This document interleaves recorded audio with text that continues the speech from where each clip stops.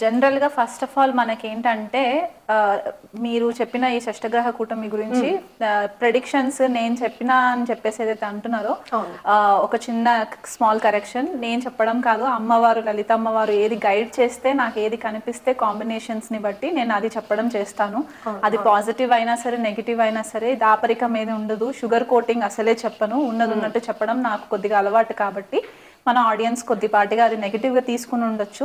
అది నేను చెప్పడం ఏంటి అంటే కొద్దిగా అలర్ట్ చేశాను, ఇలాంటి సిచ్యువేషన్స్ రావచ్చు, కొద్దిగా అప్రమత్తంగా ఉండండి అని చెప్పి. ఎందుకంటే మనం ఫైనాన్షియల్ స్కామ్స్ కూడా చూస్తున్నాం ఈ మధ్య, చాలా బెట్టింగ్ యాప్స్ బయటికి వచ్చాయి, చాలా వాళ్ళు బయటకి కూడా రావడం జరిగింది. సో ఇవి అన్ని కూడా ప్రెడిక్షన్స్. నేను చెప్పేదానికంటే బదులు there is a divine power, అది గైడ్ చేస్తుంది కాబట్టి దాన్ని బట్టి చెప్పడం జరుగుతుంది. సో దట్ ఒక చిన్న క్లారిఫికేషన్. అండ్ ఇప్పుడు మీరు అడిగిన దానికోసము నరఘోష, నరదృష్టి ఇవి మనకి చాలా మేజర్ గా ఉంటాయి. ఇది స్పెసిఫిక్ గా ఒక జనరేషన్ కి వర్తిస్తుందా, లేకపోతే కొన్ని వర్గాల వారికి వర్తిస్తుందా, లేకపోతే కొన్ని జెండర్స్ కి వర్తిస్తుందా అనే సిగ్నిఫికెన్స్ డిస్క్రిమినేషన్స్ ఏమి ఉండవు దీంట్లో. ఎందుకంటే నరఘోష అనేది గత కొన్ని సంవత్సరాలు యుగాల నుంచి వస్తున్న బాధ అన్నమాట. ఇది one of the negative energies కిందకే వస్తుంది ఖచ్చితంగా చెప్పాలి అంటే. సో ఇది ఎందువల్ల వస్తుంది అంటే మెయిన్ గా మనకి ఇక్కడ 3 గ్రహాలు కొద్దిగా కారణం అవుతాయి నరఘోష జరగడానికి. అన్నిటికంటే ప్రధానమైన గ్రహం ఏంటి అంటే శని గ్రహం మనకి కొద్దిపాటిగా ఎక్కువ డామినెన్స్ లోకి వస్తుంది అనమాట. శనిని మనకి లోభానికి అంటే గ్రీడ్ కి కారకుడు శని అనమాట. ఇప్పుడు నా దగ్గర ఉన్నది మీ దగ్గర లేదు, లేకపోతే మీ దగ్గర ఉన్నది నా దగ్గర లేదు, ఆ చిన్నది ఏదైనా సరే దాన్ని చూసి మనకి ఈర్ష్య, అసూయ, లోభము ఇలాంటివి రావడం అనేవి మనకి కొద్దిపాటిగా తెలుస్తూ ఉంటాయి. మనకు కొన్నిసార్లు ఏంటంటే ఇంటెన్షనల్ గా మనం ఎదుటి వాళ్ళని టార్గెట్ చేస్తాము, కొన్నిసార్లు అన్ఇంటెన్షనల్ గా అయిపోతూ ఉంటుంది. అంటే మన మనసులో ఏ కన్నింగ్నెస్ ఉండదు, బట్ స్టిల్ మనం మాట్లాడే పద ప్రయోగం వల్ల కొన్నిసార్లు అది ఇబ్బంది పెట్టేలాగా కూడా ఉంటది. అంటే ఎలాంటి పవర్స్ లేని వ్యక్తులన్నా సరే మనకు అది తగులొచ్చు. కొన్నిసార్లు మన టైం బాగోలేకపోతే మనం బ్లేమ్ చేయలేము. కొన్ని గ్రహాల పరిస్థితులు, దశ అంతర్దశలు, ఇప్పుడు నేను చెప్పే గ్రహాల కాంబినేషన్స్ ఉండి ఆ దశ అంతర్దశలు వచ్చినప్పుడు అది కొద్దిపాటిగా ఎఫెక్ట్ అయ్యే ఛాన్సెస్ ఉంటాయి. సో ఫస్ట్ గ్రహం వచ్చేసి మనకి శని మెయిన్ కారకుడు అవుతారు అనమాట.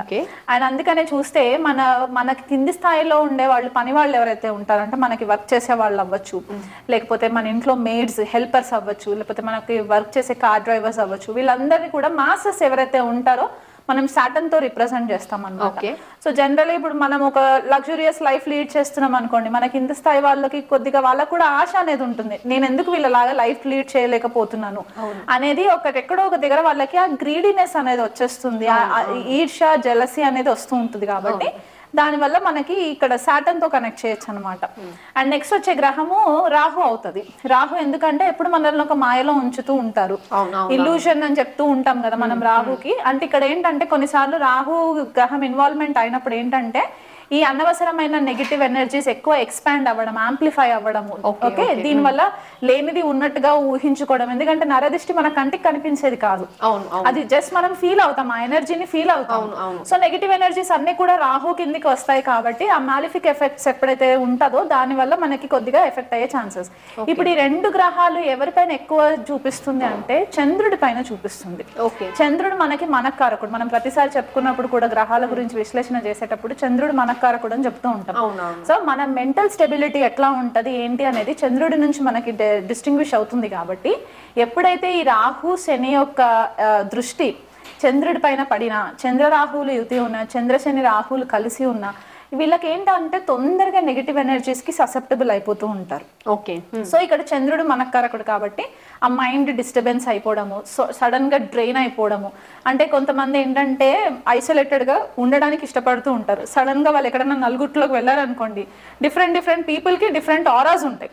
ఆ ఆరా వల్ల వీళ్ళు ఒక స్థాయిలో ఉన్నప్పుడు ఆ ఆరా ఫ్రీక్వెన్సీ వల్ల కూడా వీళ్ళకి కొద్దిపాటిగా డిస్టర్బెన్సెస్, అంటే ఆ ఎనర్జీస్ ని వీళ్ళు హ్యాండిల్ చేయలేరు అనమాట. సో దాని వల్ల కూడా కొద్దిపాటిగా డిస్టర్బెన్సెస్ అయ్యే ఛాన్సెస్ ఉంటాయి. ఉంటాయి. సో అందుకే మనము జనరల్ గా ఏం చెప్తూ ఉంటామంటే నెగిటివ్ ఎనర్జీస్ నుంచి మనకి అది కాంబినేషన్స్ ఉన్నా లేకపోయినా కొన్నిసార్లు ఏమవుతుందంటే మనకి తెలీదు, మనకి నెగిటివ్ ఎనర్జీస్ ఎఫెక్ట్ అవుతున్నాయా లేదా అనేది తెలియదు. కొంతమందికి ఏంటంటే ఇమ్మీడియట్ గా చూపిస్తుంది, కొంతమందికి 2 days తర్వాత చూపిస్తుంది, కొంతమందికి 1 week తర్వాత చూపిస్తుంది. మనము ఎవరి వల్ల నరఘోష తగిలింది అని మనం చెప్పడానికి కూడా లేదు కదా. సో అలాంటప్పుడు ఏం చెప్తామంటే జనరల్ గా మీరు ఒక ఏదైనా ఇష్టదేవత మంత్రం తీసుకొని మీరు సాధన చేసుకుంటూ ఉండండి. దాన్ని బట్టి మీకు కొద్దిగా ఆరా పెరుగుతూ ఉంటుంది, మీ ఫ్రీక్వెన్సీ చేంజ్ అవుతుంటుంది. మీ ఫ్రీక్వెన్సీ చేంజ్ అయినప్పుడు మీకంటూ లైకబుల్ అంటే మీ ఫ్రీక్వెన్సీ లెవెల్లో ఉన్న వాళ్ళతోటి మీకు పరిచయాలు ఏర్పడడం, వాళ్ళతోటి ట్రావెల్ చేయడం, ఇలా జరుగుతున్నప్పుడు ఏంటంటే మీకు టాక్సిక్, మనకి ఎవరైతే టాక్సిక్ ఉంటారో మనల్ని చూస్తే ఈర్షపడే వాళ్ళు ఉంటారో వాళ్ళందరూ కట్ అయిపోతూ ఉంటారు అనమాట. సో ఇలా మనము చూసుకోవాలి. సో ఈ శని రాహు మెయిన్ ప్లానెట్స్ అవుతారు. దానికి తోడు ఇక్కడ చంద్రుడు ఎప్పుడైతే మనకి కొద్దిపాటిగా అఫ్లిక్ట్ అయినప్పుడు ఈ కాంబినేషన్స్ ఉంటాయి. ఇంకా సివియర్గా ఉండి అంటే హై లెవెల్లో ఉంటూ మరి సడన్ గా కింద పడిపోయినప్పుడు ఏమవుతుందంటే బాధకాధిపతి కొద్దిగా యాక్టివేషన్ లోకి వస్తుంది. దీని గురించి మనం ఆల్రెడీ ఎపిసోడ్స్ చేసుకున్నాం ఒకసారి, చేసుకున్నాం. సో ఎప్పుడైతే ఈ బాధకాధిపతి కూడా కొద్దిపాటిగా కనెక్టివిటీకి వచ్చిందో అప్పుడు కూడా కొద్దిపాటిగా వీళ్ళకి డిస్టర్బ్ అయ్యే ఛాన్సెస్ ఉంటాయి. షష్టాధిపతి ఎందుకు 6th లార్డ్ ఎందుకు చెప్పుకుంటామంటే షష్ఠభావము షడ్రిపులకి కారణం అవుతుంది. ఓకే, ఈ షడ్రిపులు అంటే మనకి మదము, మాత్సర్యము, కోపము, లోభము, క్రోధము ఇలాంటివన్నీ కూడా మనకి 6 ఎమోషన్స్ ఏవైతే ఉంటాయో అవన్నీ కూడా మనకి షష్ఠ భావంతో కనెక్ట్ అవుతాయి. కాబట్టి ఈ 6th లార్డ్ కనెక్టివిటీ కూడా కొద్దిగా యాక్టివేషన్ లోకి వస్తుంది అనమాట.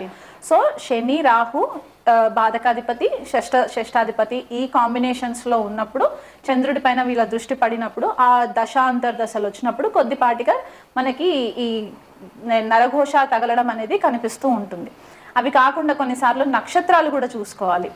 ఇప్పుడు మనకున్న 27 నక్షత్రాలలో మెయిన్ గా ఎదుటి వాళ్ళని చూస్తే ఈర్ష, అసూయ, లేకపోతే కన్నింగ్నెస్, ఆ కన్నింగ్నెస్ వల్ల కొద్దిపాటిగా జెలసీ రావడము, వాళ్ళు ఎదుటి వాళ్ళు పాడైపోవాలని చెప్పేసి అనుకోవడం. అంటే వాళ్ళు కొన్నిసార్లు ఇంటెన్షనల్ గా కూడా అవ్వచ్చు, కొన్నిసార్లు అన్ఇంటెన్షనల్ గా కూడా అయిపోవచ్చు.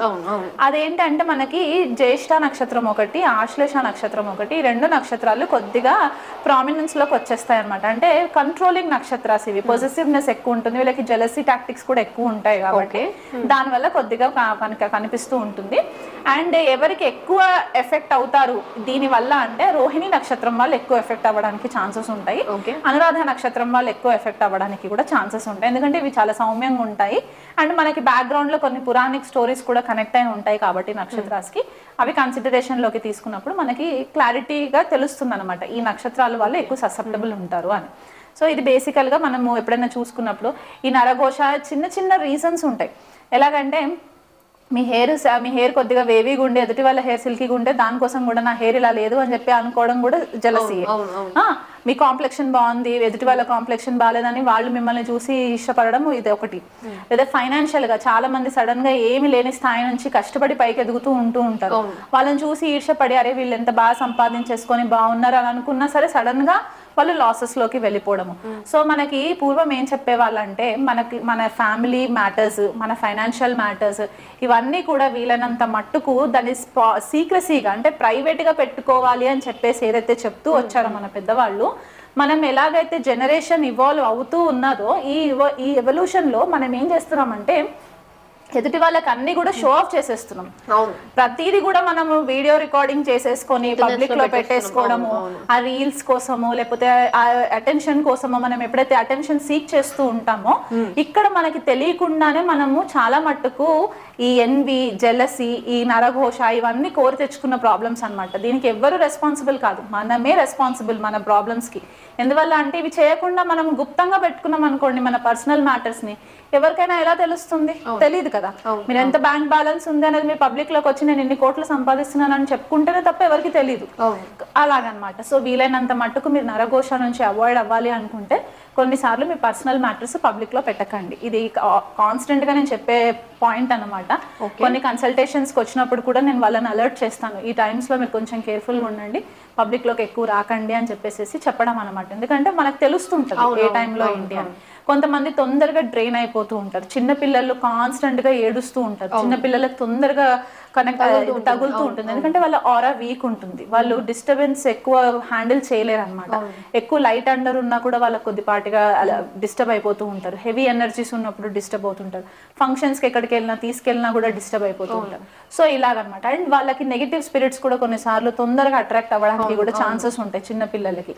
అండ్ కొంతమందికి ఏం చెప్తుంటారంటే హెయిర్ లూజ్ గా వదిలేసి బయట తిరగకండి అని చెప్తూ ఉంటారు. కొన్ని స్పెసిఫిక్ టైమ్స్ ఉంటాయి. ఇప్పుడు రోడ్స్ పైన కొంతమంది రోడ్ యాక్సిడెంట్స్ లో చనిపోయిన వాళ్ళు ఉండొచ్చు. ఆ స్పిరిట్స్ కూడా తిరుగుతూ ఉంటాయి. ఎప్పుడు మనల్ని నెగిటివ్ గా అట్రాక్ట్ చేస్తుంటాయో మనకు తెలియదు. సో వీలైనంత మట్టుకు మీరు ఏదన్నా ఒక ఇష్టదేవత ఆరాధన చేసుకుంటూ ఉంటే గనక కొద్దిపాటిగా మీరు అది అవాయిడ్ చేయడానికి వీలుంటుంది. ఎందుకంటే ఈ నరఘోష ఎప్పుడైతే తగులుతుందో ఫ్యామిలీలో ఉండి డిస్టర్బెన్సెస్ రావడము, భార్యాభర్తల మధ్య గొడవలు వచ్చేసి తీవ్ర స్థాయిలో వెళ్ళిపోయి విడిపోయేలాగా అవ్వడము, లేదా తండ్రి కొడుకులకి బిజినెస్ లో పడకపోవడము, దానివల్ల ఇబ్బందులు రావడము, థర్డ్ పార్టీ పర్సన్స్ ఇన్వాల్వ్ అయ్యి ఫాదర్ కి సన్ కి బిజినెస్ లో చిచ్చులు పెట్టేయడం, ఇవన్నీ వల్ల దీనివల్ల జరుగుతాయి. కాబట్టి కొంచెం మనం అవాయిడ్ చేసుకుంటే మంచిది.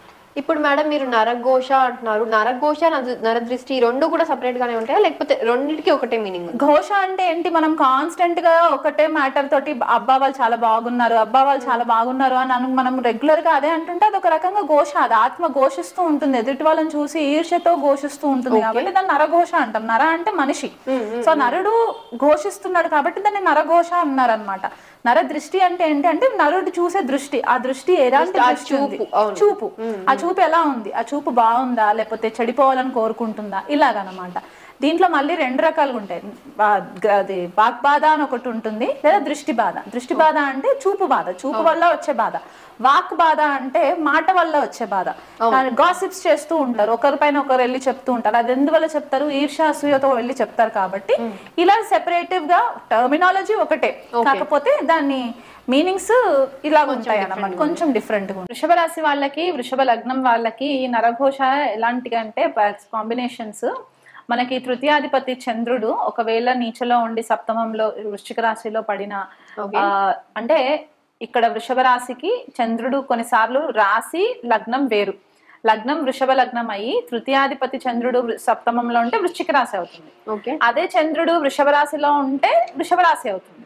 ఈ వృషభ రాశిలో ఉన్న చంద్రుడి పైన శని యొక్క వీక్షణ పడినా, రాహు యొక్క వీక్షణ పడినా, ఎందుకంటే ఈ వృషభ రాశి ఎక్కువ మటుకు నెగిటివిటీని అట్రాక్ట్ చేయడానికి ఛాన్సెస్ ఎక్కువ ఉంటాయి.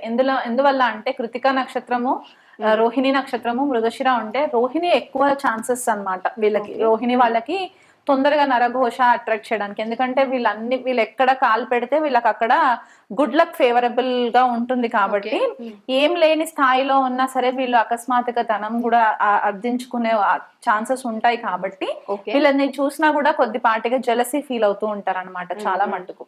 సో దాని వల్ల కొద్దిగా ఇబ్బంది పాలయ్యే ఛాన్సెస్ ఉంటాయి. ఈ వృషభ రాశి వాళ్ళకి షష్టాధిపతి శుక్రుడు కూడా ఎప్పుడైతే ఈ కాంబినేషన్ లో శుక్ర శనులు కలిసి ఉన్నా, శుక్ర రాహుల్ కలిసి ఉన్నా, ఎందువల్ల అంటే షష్టాధిపతి ఇక్కడ శని వచ్చేసి బాధకాధిపతి కూడా అవుతారు. కాబట్టి ఈ కాంబినేషన్స్ పడి చంద్రుడి యొక్క వీక్షణ కూడా ఉన్నప్పుడు ఏమవుతుందంటే తొందరగా నెగటివ్ ఎనర్జీస్ ని అట్రాక్ట్ చేసే ఛాన్సెస్ ఉంటాయి. కాబట్టి దానివల్ల ఇబ్బంది పాలు అవుతూ ఉంటారు.